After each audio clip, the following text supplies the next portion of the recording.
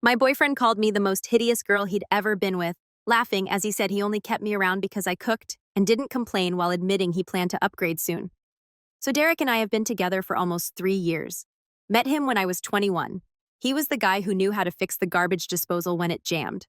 First green flag, or so I thought. We exchanged Instagrams, started texting, and the rest just kind of happened. Past 3 years have been mostly good. We had our rhythm, you know. Netflix documentaries on Thursdays, his mom's for dinner every other Sunday, camping trips with his friends in the summer.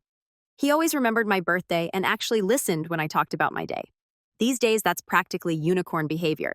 Side note, my last boyfriend before him thought emotional labor was a type of childbirth, so my bar was admittedly on the floor. Fast forward to this Tuesday. I'm scrolling on my phone during lunch, and my phone dings with a text from my friend Amara. It's just a TikTok link with "call me now" in all caps. Amara is not the dramatic type. She once texted slight issue when her apartment was literally flooding. I click the link and there's Derek. He at Throwbacks, that dive bar his buddies always hang at on Mondays. I could tell by the neon Budweiser sign behind him that flickers every 7 seconds. We counted once while waiting for our order. He's clearly 6 beers deep, red-faced arms slung around his friend Xavier. Someone off camera asks, "So rate your girlfriend, bro." And y'all, the look on his face changed. It wasn't his normal smile. It was this weird smirk I'd never seen before, like he was about to let everyone in on some private joke. Eliana, honestly, probably the most hideous girl I've ever been with. Like a 4 on a good day. The bar erupts in "oh" and someone yells "savage." Derek just laughs and keeps going. But she cooks really good enchiladas and never complains when I go out with the boys, so I keep her around. Low maintenance, you know. Then someone asks if he's worried I'll see the video. His response, "Nah, she doesn't even know what TikTok is. Besides, thinking about upgrading soon anyway. Too much baggage." The timestamp showed it was posted at 11:43 p.m. Monday night while I was at home doing a freaking clay mask and texting him goodnight. The video had 177,000 views. 17,000. I sat there in the break room just staring at my phone. Didn't cry. Didn't scream. Just felt this weird cold feeling spreading through my chest. 3 years together, and this is what he actually thinks of me. The night before, he'd been at my place. We'd made dinner together. We'd talked about maybe moving in when my lease ends in August. He'd kissed me goodbye and said, "Love you, babe," like it was nothing. And apparently 12 hours later, I was the hideous girlfriend he was planning to dump. I texted Amara back, "Coming over after work, don't tell anyone." Then I muted all notifications, put my phone in my bag, and somehow made it through 3 more client appointments without completely breaking down. Autopilot is weird like that. After work, I didn't go home. Went straight to Target, bought a cheap duffel bag, filled it with essentials. Toothbrush, deodorant, phone charger, couple t-shirts. Spent $47.16. The receipt is still in my wallet for some reason. Drove to Lamar's apartment complex at 6:13 p.m. Sat in the parking lot for 20 minutes just staring at nothing, playing that video over and over in my head. I keep thinking about all the times Derek told me I looked beautiful. When I dressed up for his company Christmas party. When I was sick with the flu last winter.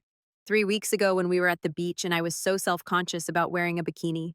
All lies, or just things you say when you're with someone. Amara didn't ask questions when I showed up. Just pointed to her couch bed, 2 glasses of the cheap rosé we drank in college, and said, "What's the plan?" That's when I decided I'm not giving him the satisfaction of a breakup conversation. No tears, no begging, no dramatic confrontation he can tell his bros about later. I'm just going to disappear. We spent that night making a checklist. Blocked Derek on everything. Phone, Instagram, Twitter. Change all my passwords. He knew most of them. Call out from work for the rest of the week. Tell only my mom where I really am. By midnight, Derek had texted 7 times. Normal stuff at first. "Hey, what do you want for dinner, and you still coming over tonight?" By morning, it was, "Where are you and why aren't you answering?" By afternoon, he'd called 12 times. Not one mention of the TikTok. Not one apology. Nothing. I stayed at Lamar's Wednesday and Thursday. Binged all of Love Island.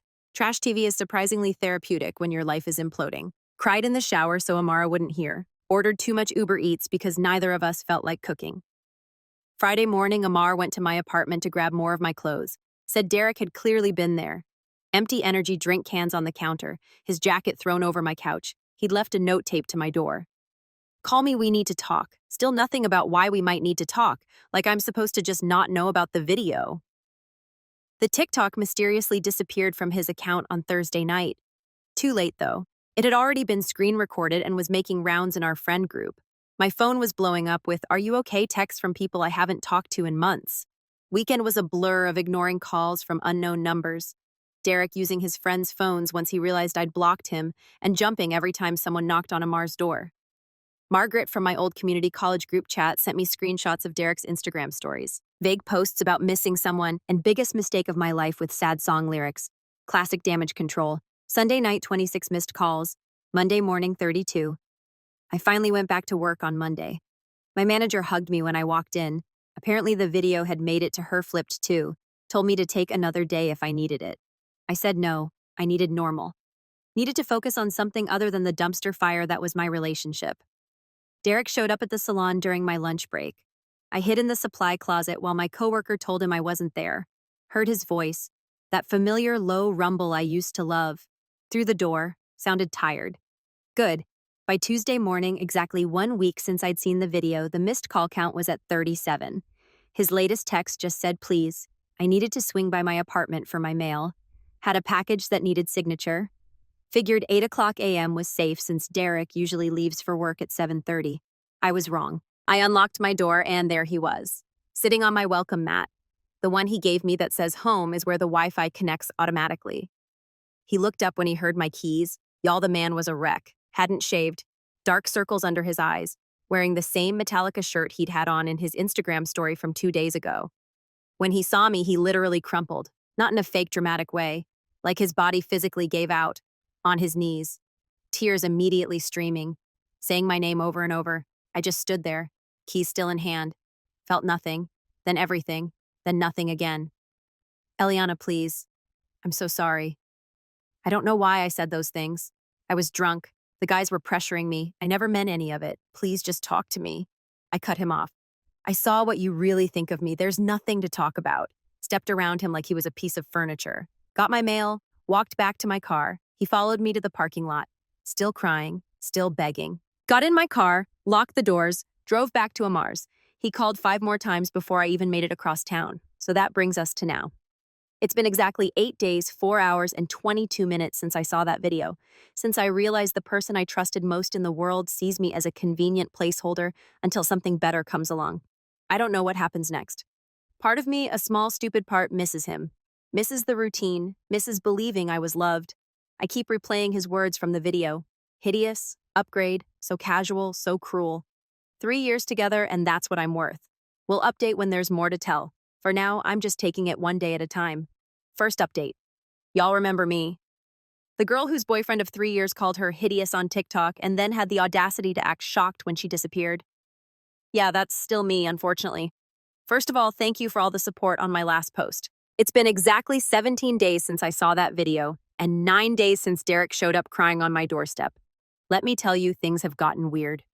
So after I left Derek in the parking lot that morning, Tuesday 8:43 a.m., according to my car's timestamp, I drove straight back to Amar's place in full zombie mode. The whole drive, my phone kept lighting up with calls. Derek had apparently moved on to using his mom's phone to reach me, which is a special kind of desperate. When I got back to Lamar's, I just sat in her kitchen staring at the faded live laugh tequila magnet on her fridge. I couldn't cry anymore. It was like my emotions had finally reached their data limit for the month. Amara came home from her shift around 2 p.m. and found me in the exact same position, still in my coat. She just sighed, handed me a White Claw from the fridge, lime the superior flavor, and said something that actually made me think. She asked if I'd been noticing red flags with Derek all along, but had just been filtering them out. At first, I was defensive. Derek and I had a good relationship. He remembered my birthday. He watched The Bachelor with me even though he hated it. He never complained when my hair clogged the shower drain. The bar is literally in hell these days, and I thought he was clearing it with room to spare. But then Amar started asking specific questions. Did Derek ever make jokes about my appearance before? Well, there was that time he said my favorite jeans made me look kind of wide, but in a cute way. And when I got highlights last summer, he asked if the salon meant to make them that brassy. And he did have a weird habit of pointing out celebrities he found attractive. Always the super thin, no makeup types who look nothing like me. Did Derek support my goals? I mean, he said he was proud when I got promoted last year, but also suggested maybe I shouldn't take it because the stress might be too much. When I talked about maybe going back to school someday, he always changed the subject to how expensive it would be. Did Derek have equal standards for our relationship? Thinking about it, not really. If I was 15 minutes late meeting him, I'd get a series of increasingly annoyed texts. But he could cancel plans last minute to hang with the boys, and I was supposed to be cool with it. By the time we finished our White Claw, I had this sinking feeling in my stomach. The TikTok wasn't some bizarre out-of-character moment. It was just the first time I'd seen what had been there all along without the filter of wanting to believe we were perfect. That night, Derek escalated to a new level. At exactly 9:17 p.m., Amara's doorbell rang. We both froze like we'd been caught committing a crime. Through the peephole, Derek holding the saddest-looking grocery store flowers I've ever seen. Amara went full mama bear mode. She opened the door just enough to block the view inside and told him I wasn't there. I could hear his voice cracking as he begged her to just let him talk to me for 5 minutes. Said he hadn't slept in days. Said he'd lost 7 BS. Said he'd do anything to fix this. After Amara finally got him to leave, she found a handwritten letter he'd slipped under the door. 8 pages, 8 front and back. I have to admit I read it twice. It was a lot. Tear stains on the paper. Promises to spend the rest of my life making this up to you. Explanations about how he was drunk, how his friends were peer pressuring him, how he'd been having a bad day at work. Classic deflection bingo. But one line actually got to me. I said those horrible things because I'm insecure and afraid you'll realize you're too good for me. For about 20 minutes, I actually considered calling him. That's how messed up my brain was. Like he humiliated me publicly and I was feeling bad for him. Thankfully, Lamar's Wi-Fi chose that exact moment to crash. Classic Thursday night Xfinity outage. So we couldn't even stream anything. Instead, we ended up going through old photos on my phone. And that's when I had my first real epiphany. In literally every picture of Derek and me together from the past year, I'm looking at him with this big smile, and he's either looking at his phone or off to the side or some stupid face. Not a single one where he's looking at me the way I'm looking at him. How did I never notice that before? Friday morning brought a new development. My brother Miguel called to tell me that Derek had shown up at his apartment at 7 a.m., asking if he knew where I was. Miguel, being the overprotective brother, he has told Derek that if he came by again, they'd be having a different kind of conversation. Dramatic, but I appreciate the sentiment. By that point, I was actually starting to feel smothered by all of Derek's attempts to contact me. It wasn't romantic. It was uncomfortable. So I did something I'd been avoiding. I drafted a text. Simple. Direct. No room for misinterpretation. I need space. Please stop contacting me, my friends, and my family. I'll reach out if I'm ready to talk. Sent it at 10:22 a.m. Immediately turned my phone off for 3 hours because I couldn't handle seeing his response. When I finally checked again, there were 5 paragraphs waiting for me. The gist. He understood. He'd respect my boundaries. He'd wait forever if that's what it took. Followed immediately by 3 more texts asking when forever might end and if we could please just meet for coffee next week. So much for respecting boundaries. The weekend was actually peaceful. Amara's roommate Margaret was out of town visiting her parents, so we had the place to ourselves. We ordered in, did face masks, watched all 3 Magic Mike movies. For the plot, obviously. And I went a full 24 hours without checking my phone. It felt like coming up for air after being underwater. Sunday night, though, things took another turn. I was scrolling through Instagram before bed. Bad habit, I know. When I saw it, Derek had posted a video, not just any video, a public apology to me, tagged me in it and everything. 4 minutes and 27 seconds of him sitting in his car, looking directly at the camera with red-rimmed eyes, telling everyone who saw that horrible TikTok how sorry he was, how much he regrets hurting the most beautiful person inside and out that he's ever known, and how he's learning to be a better man. The comments were a mess. Some people praising him for taking accountability. Barf. Others calling him out for making my humiliation about him again. His buddy Xavier commenting, "Stay strong, bro," like Derek was the victim here. I couldn't sleep after that. Kept thinking about how even his apology was public. Even his supposed rock-bottom moment was carefully filmed. Probably with multiple takes. Posted at optimal engagement hours. 8:00 p.m. on a Sunday. Monday morning, I decided I needed to go back to my own apartment. Amara had been amazing, but I couldn't hide at her place forever. Plus, her hot water heater had been acting up all weekend, and cold showers in February are not the vibe. As I was packing up my duffel bag, my phone pinged with a Venmo notification. Derek had sent me $300 with the note for the anniversary dinner we'll never have. Our 3-year anniversary would have been next week. I sent it back immediately, then blocked him on Venmo too. The drive back to my apartment felt like going to a job interview. I knew I'd bomb. Every red light had me checking my rearview mirror, half expecting to see Derek's car pull up behind me. But my apartment building was dirt-free when I arrived. My neighbor, Mrs. Rogers, nodded at me in the hallway like I hadn't been gone for over 2 weeks. My plants were all dead, ripped to my supposedly impossible to kill snake plant. The air smelled stale and slightly like the Indian takeout I'd forgotten in the fridge. It felt both strange and familiar, like putting on jeans that don't quite fit anymore. And then I saw them. Post-it notes everywhere. On my bathroom mirror, I miss your smile. On my fridge, remember our first here. On my TV, our Netflix queue misses you. On my bedside table, I can't sleep without you. I stood there in shock, slowly realizing what had happened. Derek still had the spare key I'd given him last year. He'd been in my apartment while I was gone. My skin instantly crawled. I checked all the closets, under the bed, behind the shower curtain, half convinced he might be hiding somewhere. He wasn't, but the violation of my space felt just as creepy. I called my landlord immediately and explained the situation. He agreed to change my locks the next morning.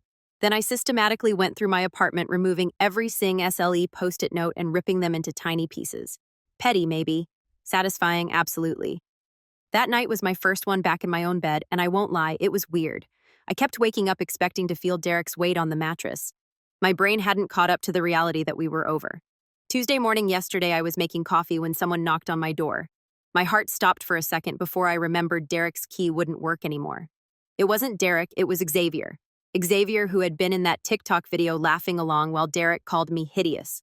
Xavier, who I'd been friends with before I even met Derek. Xavier, who had apparently come as Derek's ambassador. He looked uncomfortable, shifting from foot to foot in the hallway. Started with small talk about the weather, seriously, before finally getting to the point. Derek was in a really bad place and just wanted 5 minutes to explain himself. I asked Xavier if he remembered laughing in that video. He had the decency to look ashamed, said he was drunk and just going along with the guys, then hit me with this gem. He didn't mean any of it, Eliana. You know how guys talk when they're together. I don't want to be with someone who talks like that with his friends. Drunk or sober. I don't want to wonder what he says about me when I'm not around. I don't to be with someone who needs a public meltdown and a friendship intervention to realize he values me. I thanked Xavier for coming by, told him I hoped Derek would feel better soon, and closed the door. Last night I went through my phone and unfollowed Derek on every platform we were still connected on, took down the photos of us from my apartment walls, packed up the hoodie he always left at my place and the Xbox controller he used when he came over, put them in a box in my closet. Not ready to return them yet, but not wanting to see them either. Then I ordered myself dinner from that place Derek always complained was too spicy but that I secretly loved.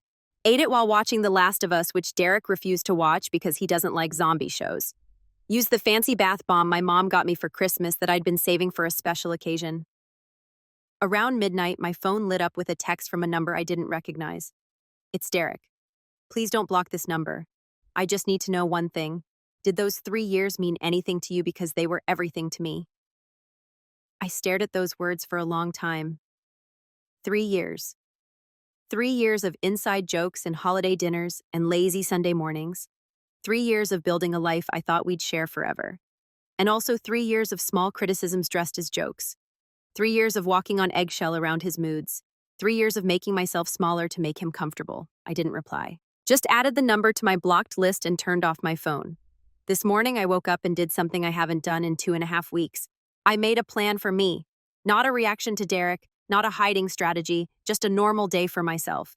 But as I was heading out to grab coffee, I saw something that stopped me cold. Dirk's profile picture on Instagram had changed to a photo of us from last summer at his cousin's wedding. My head on his shoulder, both of us smiling. It shouldn't matter. It shouldn't affect me at all, but it did. We'll update again when there's more to tell. For now, I'm taking it day by day and remembering what my grandma always said. Sometimes the trash takes itself out. Second update. Y'all, I wasn't planning on updating so soon, but the past week has been a lot and I need to process. It's been exactly 32 days since I saw that video. 1 month of rebuilding my life without someone who I thought was my future. And honestly, some days are better than others. The weirdest thing happened last Saturday. I was at Target, my emotional support store. Don't judge. Picking up some new sheets because I finally decided to get rid of the gray ones Derek always said brought out the blue in his eyes. Gag. I was debating between sage green and terracotta when I noticed a woman staring at me from the end of the aisle. At first, I thought maybe I had something on my face or toilet paper stuck to my shoe. Wouldn't be the first time. But then she walked over looking super uncomfortable and asked if I was the girl from Derek's TikTok. My stomach instantly knotted up. It's one thing to be humiliated online, it's another to be recognized by strangers at Target on a random Saturday while wearing no makeup and yesterday's messy bun. Before I could even respond, she launched into this awkward apology, saying she'd been one of the people who commented something mean on the original video but felt terrible after seeing Derek's public apology and realized how wrong cyberbullying is. Her exact words. I just stood there clutching my terracotta sheets. Decision made by panic, apparently, while the stranger had her character development moment in the home goods section. When she finally stopped talking, I managed to say thanks, it's fine, good talk, and speed walk to checkout. Sat in my car for 20 minutes afterward with the AC blasting even though it was only 62 degrees outside. That's when it hit me. I'm not just Eliana anymore. To some people, I'm the girl from the TikTok. My humiliation has become my identifier, and that realization made me angry in a way I hadn't felt before. Not sad angry like I'd been for weeks. Pure energizing get-done angry. Sunday morning, I woke up at 6:13 a.m., couldn't sleep and made a list in my notes app. Cut my hair. Always wanted to try a LW, but Derek liked it long. Join that kickboxing class Amara keeps talking about. Finally apply for that certificate program I've been putting off. Redecorate my bedroom. No more masculine-friendly color scheme. Download a dating app. By 11 a.m., I'd already crossed off number 1. Walked into Supercuts without an appointment. Living dangerously, LOL, and chopped off 7 in of hair.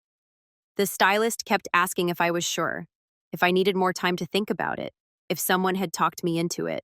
Told her, nope, just needed a change. She didn't need to know I was mentally naming each snip of the scissors after something Derek had said to me over the years. You'd look better with more defined eyebrows, snip. No guy wants a girl who eats more than him, snip. Your laugh is kind of loud sometimes, snip. When she spun me around to see the final result, I barely recognized myself in a good way. My neck felt lighter. My head felt lighter. Hell, my whole being felt lighter. Posted a selfie on Instagram when I got home, just me with my new hair, sunlight from my kitchen window, and the caption, New Month, New Me. Within an hour, it had 87 likes, including from Xavier and 2 of Derek's other friends. Petty satisfaction, maybe, but I'll take the small wins. Monday brought item number 2 on my list. Dragged myself to Lamar's kickboxing studio at an ungodly hour, convinced I'd make a fool of myself. The instructor, Margaret, coincidentally the same name as Amara's roommate, kept us moving so fast I didn't have time to feel self-conscious. By the end, I was drenched in sweat and my arms felt like overcooked spaghetti, but also strangely powerful. Checked my phone after class to find 3 missed calls from unknown numbers. Derek's new burner phone tactic, and 1 text from Xavier asking if we could talk sometime. Left him on red. Not ready for that conversation yet. Tuesday. I finally tackled item number 3 and applied for that digital marketing certificate I've been considering for ages. Derek always said it was a waste of money since I already have a stable job. Took me 43 minutes to fill out the application, another 20 to write the short personal statement, and about 3 seconds to hit submit before I could overthink it. Had a mini panic attack immediately after wondering if I was making a huge mistake. Called my mom, who talked me down in her usual way. Half encouragement, half I don't understand why you're complicating your life, but I support you anyway. Wednesday was when things got intense. I was at the grocery store when my phone started blowing up with texts from Amara. Call me now. Derek is on Instagram Live. He's talking about you. It's bad. I abandoned my cart in the middle of the cereal aisle. Sorry, underpaid grocery store workers. And ran to my car to watch the train wreck. Sure enough, there was Derek, clearly drunk at 2 p.m., on a Wednesday, red-faced and slurring, talking directly to the camera about how he'd lost the love of his life and didn't know how to go on. The comments were rolling in fast, mostly people telling him to get help or turn off the live, but he just kept going, reading some comments aloud and ignoring others. Then he said something that made my blood freeze. I know she's watching this, Alana. I'm coming over tonight. We need to talk this out. I'm not taking no for an answer anymore. I immediately called Amara in full panic mode. She offered to come stay with me, but I ended up calling my brother Miguel instead. He's closer to my apartment and, frankly, more intimidating if Derek actually showed up. Miguel arrived at 5:30 p.m. with girlfriend Tanya and enough overnight stuff for a week. Told me not to argue. They were staying until this dude gets the message. Made himself at home on my couch, connected his Nintendo Switch to my TV, and proceeded to act like this was all totally normal. By 8 p.m., I'd almost convinced myself Derek's threat was just drunk talk. By 9 p.m., I was starting to relax. By 9:47 p.m., the doorbell rang. Miguel answered while Tanya and I stood back. I could hear Derek's voice, slurred and emotional, demanding to see me. Miguel's responses were low and calm. I couldn't make out the words, but the tone was clear. After about 5 minutes, I heard my door close. Miguel came back looking annoyed but calm. Said Derek had finally left after Miguel convinced him this wasn't a good time. Understatement of the year. Also mentioned that Derek looked rough and smelled like he'd bathed in Jack Daniels. I slept terribly that night, jumping at every sound outside my window. Kept thinking about how different things were just 5 weeks ago when I still believed Derek was the one. When I still thought I knew him. Thursday morning, I woke up to a text from a number I didn't recognize. "This is Derek's mom. I'm worried about him and don't know what to do. He won't eat, barely sleeps, lost his job yesterday for showing up drunk. I know you don't owe him anything, but please call me." Talk about emotional manipulation. She'd always done this, treated Derek like he couldn't possibly handle consequences, swooping in to fix everything. One of many red flags I'd ignored. I showed the text to Miguel, who advised ignoring it, but something about it bothered me all day. Not guilt exactly, but a nagging feeling that this situation was spiraling beyond what I'd intended. Around 3 p.m., I decided to text her back. "I'm sorry Derek is struggling, but I'm not responsible for his choices or his healing. Please encourage him to get professional help." She responded immediately. "He made a mistake. Everyone deserves forgiveness." I didn't reply. Some mistakes change how you see a person forever. That evening, something unexpected happened. I was scrolling through TikTok. Glutton for punishment. I know. When I saw a video from someone I didn't follow. It was one of those storytime TikToks, and the caption made my heart stop. When your friend humiliates his girlfriend on TikTok, and you finally call him out for being toxic. It was Franklin, one of Derek's longtime friends, the guy who was literally in the original video laughing along. In the video, Franklin explained how he'd been complicit in Derek D's toxic behavior for years. Not just with me, but with previous girlfriends too. How the friend group had a pattern of encouraging Derek's worst impulses. How the TikTok incident had been a wake-up call for him personally. He ended with Eliana, "If you see this, I'm sorry we all failed you. And Derek, man, get help. This isn't about winning her back. This is about becoming someone who would never hurt her in the first place." I watched it 7 times, sent it to Amara, who responded with holy and nothing else for a full 10 minutes. Then Franklin DM'd me on Instagram. "Hey, hope that didn't make things worse. Just couldn't stay silent anymore." No pressure to respond. I sat with that for a while, appreciated that he didn't expect a response. Finally wrote back, "Thanks for speaking up. Better late than never." We ended up having a surprisingly honest conversation. He told me Derek had been spiraling hard since I left. Drinking daily, getting into fights, alienating friends. Said the friend group was divided between those enabling him and those trying to get him help. Franklin also confirmed something I'd suspected.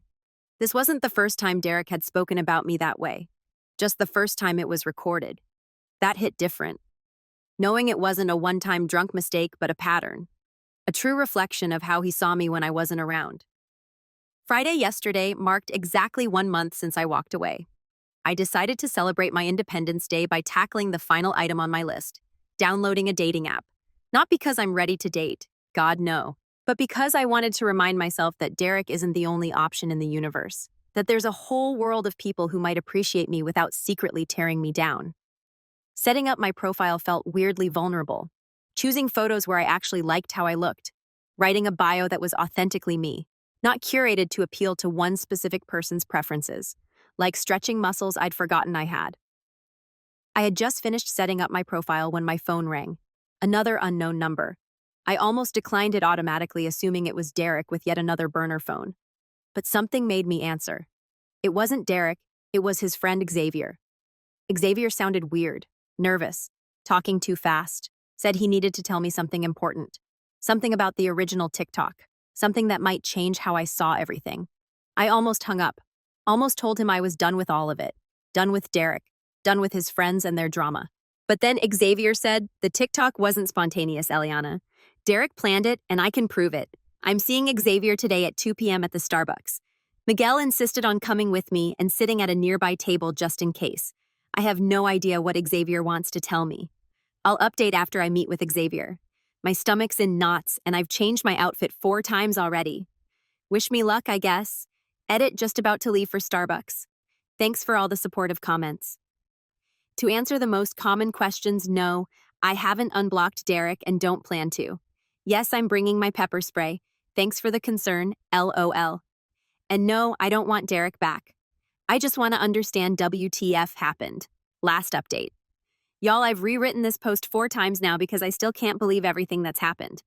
First, thank you to everyone who sent supportive messages after my cliffhanger last update. Sorry for leaving you hanging, but I genuinely needed time to process what Xavier showed me. Let's back up to Saturday at 2:03 p.m. I walked into Starbucks with my stomach and knots. Spotted Xavier in the corner booth nervously shredding a napkin. Miguel took his position at a table near the door, looking very obvious, despite his disguise of sunglasses worn indoors. Xavier looked rough. Not Derek-level disaster, but definitely stressed.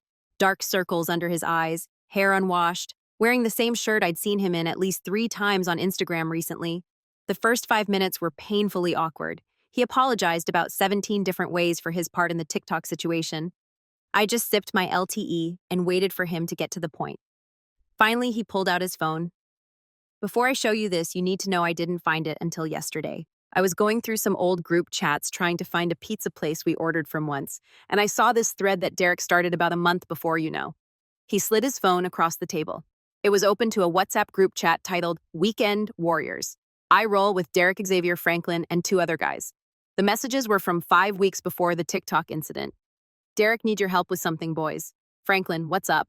Derek trying to figure out how to break up with Xavier. Whoa, for real. Thought you guys were looking at places together. Derek, yeah, that's the problem. She's getting too serious. Plus, I met someone at the gym. I felt my face getting hot as I scrolled. Derek went on to explain that he'd been talking to his words a girl named Adriana for almost 3 months, but he was worried about how I'd react to a breakup since we shared so many friends and she can get emotional. Excuse me. As I kept reading, it got worse. Derek was literally asking his friends for advice on how to make me break up with him so he could look like the good guy. Their suggestions ranged from gradually becoming more distant to picking fights over nothing, too, and this is what made me nearly drop the phone, just being on social media so she sees it and dumps you. The last message in the thread was from Derek. TikTok might be the move. She never checks it anyway. I looked up at Xavier, who couldn't meet my eyes. Why show me this now? I asked. He explained that after our last conversation, he'd been feeling increasingly guilty about his part in everything. Said he'd assumed the TikTok was just drunk stupidity, not a calculated move. Didn't know about Adriana until he found these messages. Derek's been lying to everyone, Xavier said, telling us how heartbroken he is, how he made the biggest mistake of his life. Meanwhile, he's still texting Adriana. I saw them together at Chipotle yesterday. It was like the final puzzle piece clicking into place. The TikTok wasn't a drunken mistake. It was deliberate. Just a plan that backfired when I disappeared instead of confronting him. I sat there for a moment, trying to process the fact that not only had Derek intentionally humiliated me online, but he'd done it to escape our relationship and be with someone else. And now, he was playing the devastated boyfriend role to save face with everyone. I thanked Xavier for showing me the truth, then walked out of Starbucks with Miguel trailing behind asking 70 questions I wasn't ready to answer. That night, I made a decision. After 37 days of silence, I was going to talk to Derek. On my terms. Not to get back together. That ship had sailed, hit an iceberg and sunk to the bottom of the O, but to let him know that I knew everything. Sunday morning at exactly 10 a.m., I texted Derek for my real number. We need to talk today. 2 p.m. Java Hut on Main. Don't be late. He responded within 12 seconds. I'll be there. Thank you, Alana. I love you. Spoiler alert, he does not in fact love me. I spent the next 3 hours oscillating between absolute certainty and complete panic. Changed my outfit 4 times, practiced what I wanted to say in the mirror like I was preparing for a job interview, called Amara twice to talk me off the ledge, arrived at Java Hut 20 minutes early to secure the corner table with my back to the wall, tactical positioning, ordered a chai latte I had zero intention of actually drinking. Derek walked in at 1:58 p.m., scanning the cafe until he spotted me. He looked better than I expected. Showered, shaved, wearing the blue button-down I'd given him. For a split second, my heart did that familiar flip it always did when I saw him. Then I remembered the WhatsApp messages. He reached for a hug, which I avoided by gesturing to the chair across from me. His face fell, but he sat down, launched immediately into what sounded like a rehearsed speech about how sorry he was, how much he missed me, how the past month had been the worst of his life. I let him talk for exactly 2 minutes. Then I placed my phone screen up between us, open to the screenshots Xavier had sent me of the group chat. So who's Adriana? I asked. The look on his face, y'all. It was like watching someone get hit with a taser. His mouth opened and closed like a fish gasping for air. Those are Xavier shouldn't have. Just tell me the truth, Derek. For once. The next 20 minutes were illuminating. Once he realized he was caught, the apologies stopped and the excuses started. Adriana was just a friend at first. Sure. He'd been confused about our relationship for months. He thought 3 years was too long to be with one person in your 20s. The TikTok was stupid, but he never thought I'd see it. I panicked when you disappeared, he admitted. I realized I'd made a huge mistake. Adriana wasn't worth losing you over. That's when it clicked. He wasn't devastated about hurting me. He was devastated about looking like the bad guy, about losing control of the narrative, about everyone knowing what he'd done. I took a sip of my cold chai and said the words I'd been practicing all morning. I'm not here to get back together, Derek. I'm here to tell you that I know everything and I'm done. Don't contact me, my friends, or my family again. We're over. His eyes welled up with tears that I'm now 99% sure were performative. But I love you, he said. We can fix this. I'll do anything. If you loved me, you wouldn't have spent 3 months planning how to humiliate me so you could be with someone else. I stood up, gathering my purse and jacket. That's when he played his final card. One I wasn't expecting. I broke the lease on my apartment, he blurted out. I've been staying with my mom. I thought we'd be moving in together next month like we planned. For a brief, insane moment, I felt guilty, like I was the one ruining his life. Then I remembered the cold calculation of those messages, planning how to break my heart in the most public way possible. You should call Adriana, I said.